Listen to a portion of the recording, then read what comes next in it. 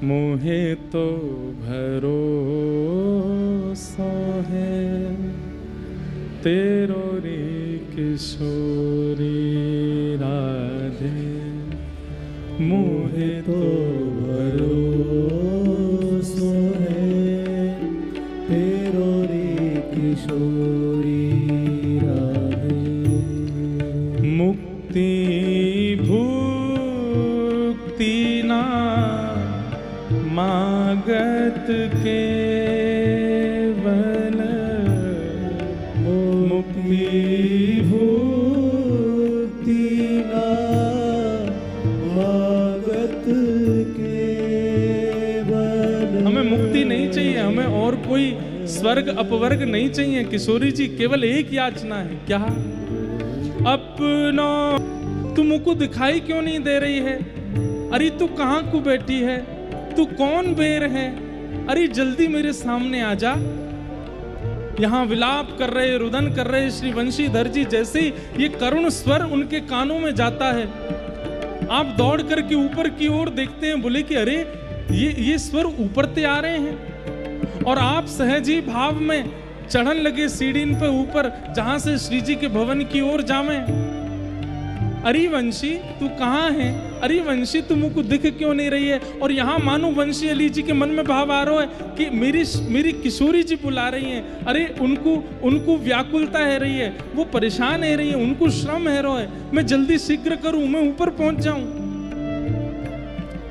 और शीघ्र करके मानो जैसे दौड़न लगे ऊपर की ओर, पहली बार आज ऊपर जा रहे हैं। जैसे ही आपने श्री महल में प्रवेश किया, वही समय श्री जी के द्वार खुले हैं। और जैसे ही आपने सामने से किशोरी जी को देखो, बाकी सबन को तो युगल सरकार स्थूल रूप में दिखाई दे, लेकिन वंशीधर जी को साक्षात प्रिया प्रियतम सचल रूप में दिखाई दे रहे हैं। और किशोरी जी मानो भुजा करके बैठी हैं और आज्ञा दे रही हैं कि मेरी भुजा खाली क्यों है? तू जल्दी आ जा, मेरी भुजान में आके विराजमान है जा, या अधर पे आके लेट जा।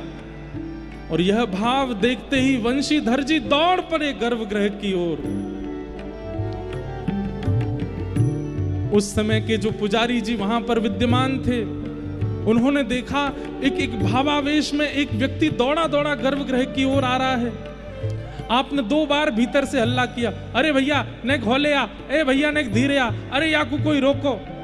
लेकिन आप तो भावावेश में नेत्रों से अश्रुधार गिर रही है, दौड़ते जा रहे हैं गर्भगृह की ओर। कहते हैं पुजारी जी ने जो अपरस में गर्भगृह में पहनने वाली जो खड़ाऊं पहन रखी थी, कोई इस भाव से नहीं कि मारना है, परंतु उस समय कैसे भी गर्भगृह में ये ना आवे, रोकने के लिए और कोई उपचार दिखा नहीं। तो आपने अपनी खड़ाऊं उठा करके जैसे ही फेंका, वंशीधर जी के माथे पर जाकर के खड़ाऊं लगे, रक्त की धार गिरने लगी। लेकिन आप तब भी नहीं रुके, दौड़ पड़े, मेरी श्यामा जू, मेरी किशोरी जू, मेरी लाडली जू। जैसे ही प्रवेश करने लगे गर्भगृह में, पुजारी जी गोस्वामी जी ने दौड़ करके और वंशीधर जी को वहीं गेड़ दिया, चढ़ गए उनके ऊपर, हाथ पैर दोनों दबा दिए।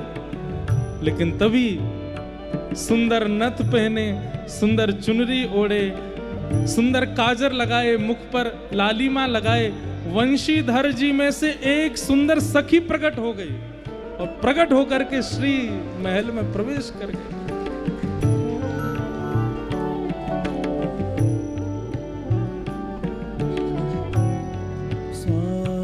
दूर बैठे हैं गोस्वामी जी, ये नेत्रों से देखा गया दृश्य उनको विश्वास नहीं हो रहा है, मैं क्या देख रहा हूं। और तभी देखते हैं कि एक सखी, गर्भगृह में और कोई नहीं था, लेकिन तभी एक सखी वहां भीतर चली गई है। और तभी दूसरी एक सखी आई है जो कि श्री ललिता जी हैं। और ललिता जी बीड़ी देती हैं और कह रही हैं, अरे वंशी अली तने बहुत प्रतीक्षा करी, अपने हाथन सो पवाए दे। और पुजारी जी बाहर बैठे बैठे देख रहे हैं, और वंशीधर जी का जो शरीर है वो अभी भी वहीं पड़ा है, लेकिन उनका ही एक सखी स्वरूप भीतर सेवा कर रहा है। और वो जैसे ही बीड़ी पधराते हैं, किशोरी जी मुख खोल करके बीड़ी का स्वाद ले रहे, बीड़ी को स्वीकार कर रहे हैं। और ये दृश्य थोड़ी देर दिखने के बाद में सब अंतर ध्यान हो गया। पुजारी जी वहीं बैठे हैं, वंशीधर जी नीचे पड़े हैं, रक्त की धार गिर रही है, अचेत अवस्था है। हाथ पैर कांपने लगे पुजारी जी के, गोस्वामी जी के। आप भीतर गए, भीतर से किशोरी जी का चरणामृत लेकर के आए और चरणामृत ला करके बार बार, अरे मुझसे अपराध है गयो, अरे मुझसे अपराध है गयो, अरे महानुभाव तुम उठे बैठ जाओ, ऐसे अपराध है गयो।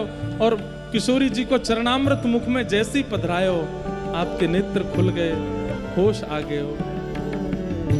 वहीं से ही किशोरी जी को देख गोस्वामी जी बोले भीतर चलो। नहीं, अब तो जो लीला होनी वो हो चुकी।